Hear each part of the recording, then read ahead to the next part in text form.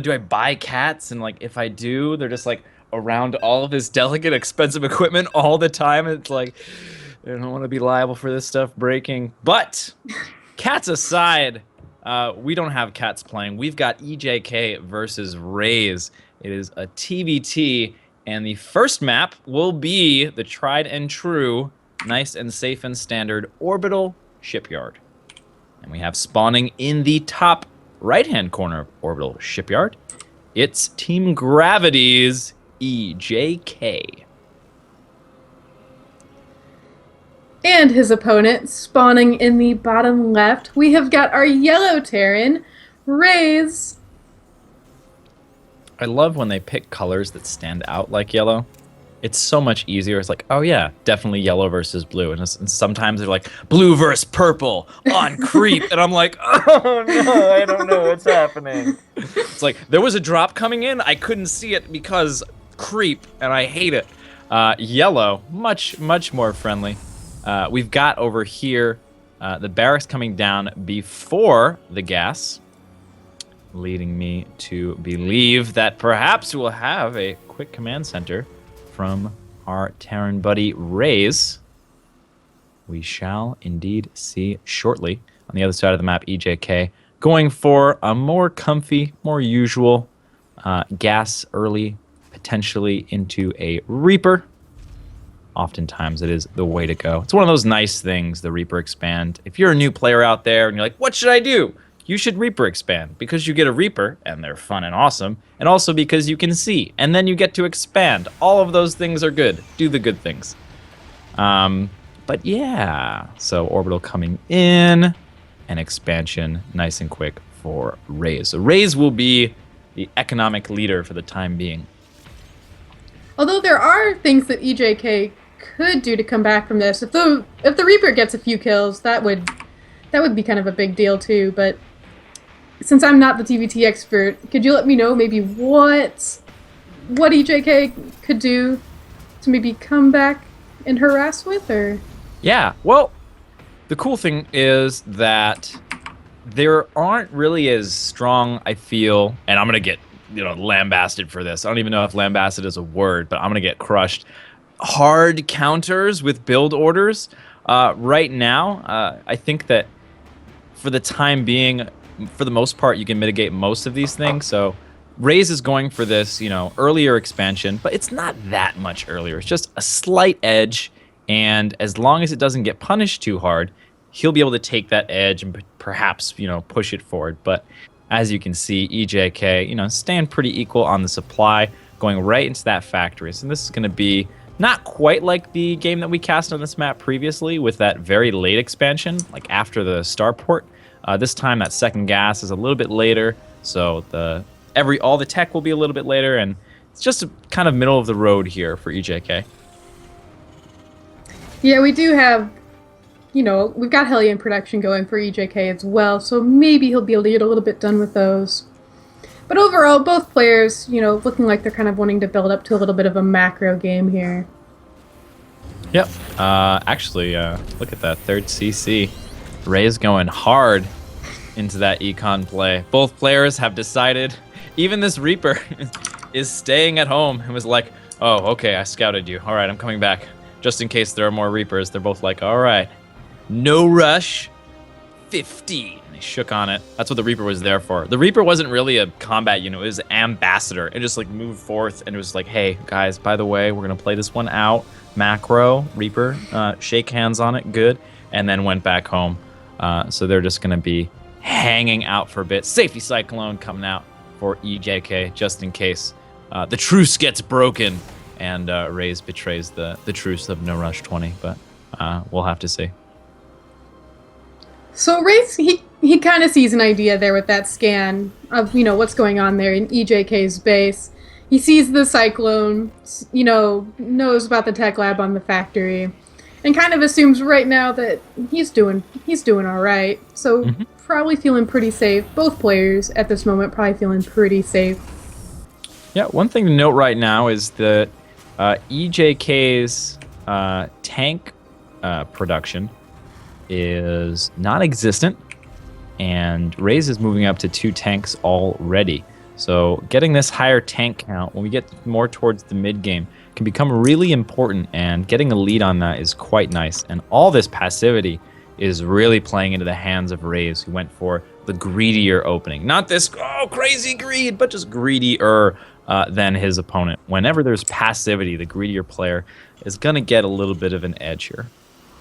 Yeah, and that's really going to start showing soon. It's already showing just barely if we look at the army and the worker supplies here for both players. Raze just slightly ahead, and that will start to grow here if there isn't too much harassment done by EJK. We do have Banshee on the way to follow up the Raven.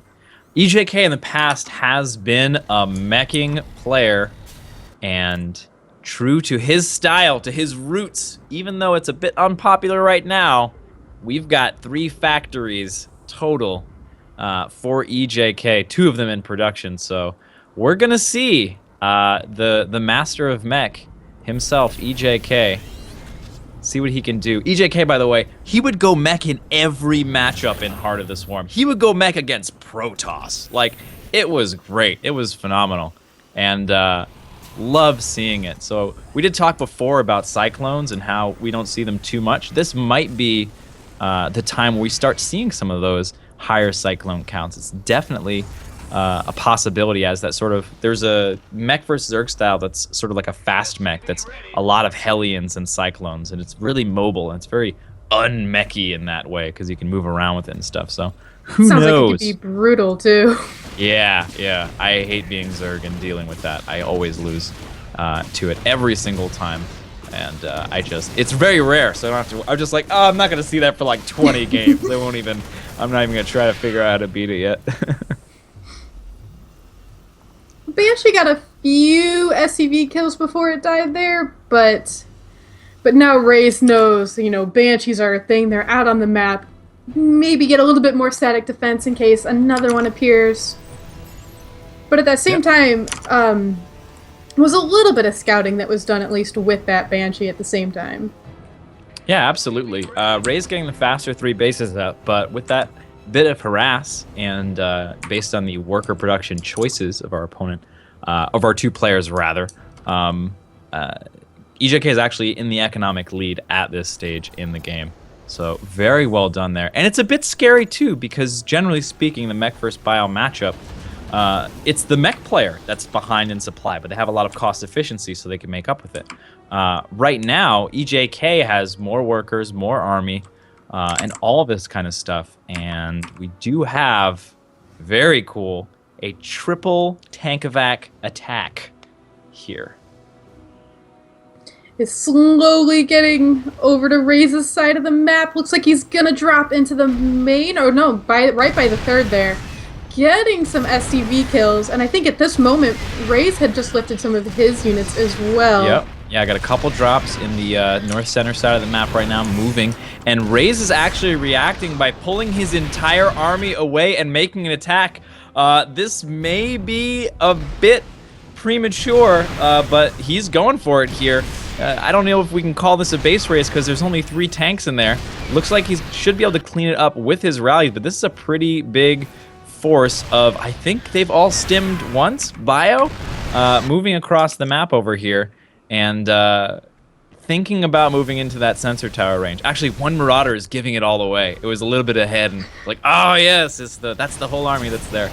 And going to go ahead. That drop is getting cleaned up in the north. Here's the big attack, though. Siege tanks getting sieged up. Where are your medevacs? Looks like they do get sieged up in time. Those Marauders were able to buffer for a long amount of time, but was it enough? Most of these are Hellions, not great at killing tanks, but Hellbats, much better. Moving forward, are going to finish these out. In the meantime, back at Raze's base, we have the finally, barely, not actually cleaning up of this attack over here, and he's just running around. It's like, oh, you think you will? No, I will not. I will fly around in a medevac that has, 2 hit points or something on it. If a big breeze comes around, that's all dead. Nothing is gonna happen. Oh, that Marine wants it so bad, but you can't. Oh my God, it's gonna die! It's so close. Look at it. He's chasing it down right now. He's gonna go ahead and drop out of there because it was pretty much dead.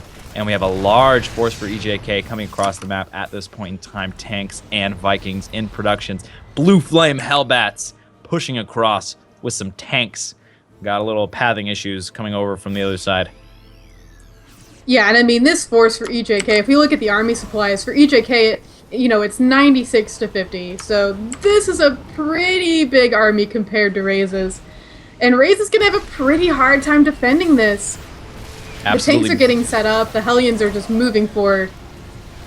Really nice position over there with the gully push, with the low ground push there. And he can just leapfrog these tanks all the way home. Raze is in a tough spot. Is making a drop right now and has a one Marine that's going to take down a planetary fortress to the best of his ability. It's Rambo. And in the meantime, though, his entire base is being destroyed, and that's a bit of a problem. There's a larger drop coming from Raze. It might aim there for the third base, but, it's probably going to get shut down with some of the reinforcements that EJK is going to have. Meanwhile, EJK is just going kind of crazy here in the main base of Raze. A lot of tech being destroyed. Yep, and even sort of a mass repair force over with this defensive push. EJK going to go ahead and lose that third, but in a much stronger position for the base race long term. Look at this line of Hellbats. Fantastic. Ripping apart anything that comes into them. So many workers have been killed. 67 workers so far killed by EJK. That's got to be pretty nice. Raze scanning up there, thinking about dropping, but really nice defense over there with the repairing units, the SCVs, as well as the melee units to clean up any sort of direct on top of the siege tank dropification, which is, of course, the technical term for that. And, 189 supply to 47 kind of tells it all. Yeah, Raze goes for the natural now. It is a little bit undefended. There are a few missile turrets, but EJK, he starts to just move over there, and we'll probably be able to take care of this army with no problem. Yep, really nice position behind the minerals. Gonna be able to clean up those Hellbats, but it's just, it's about income at this point in time. And EJK is just absolutely soaring out of control in comparison to his opponent right now, especially in the gas department, which is a really important part. Raze has made a bait. Yeah, there we go. All right, GG! EJK with the victory. Very tenacious play from Raze, holding on till he saw that there was indeed no hope left, and GG's out. The second map is going to be Dusk Towers, or as I sometimes like to call it, Orbital Shipyard 2.0. Going to be a lot of fun. More bases that you can take very freely and quickly. The players have tended to like these two maps the most, and they are very similar in that respect. What do you like about these maps? For both of these maps, like you said, for a long time at the start of LOTV, I had a hard time remembering their names because I would get them mixed up because they were very similar. And I think it's, that in-base, natural, and then the third base is very close and kind of easy to defend as well. I like that. These are actually my go-to maps when it comes to tournaments or whatnot. I like how easy the three bases are to kind of defend. And you know what? You can kind of play it safe on this map.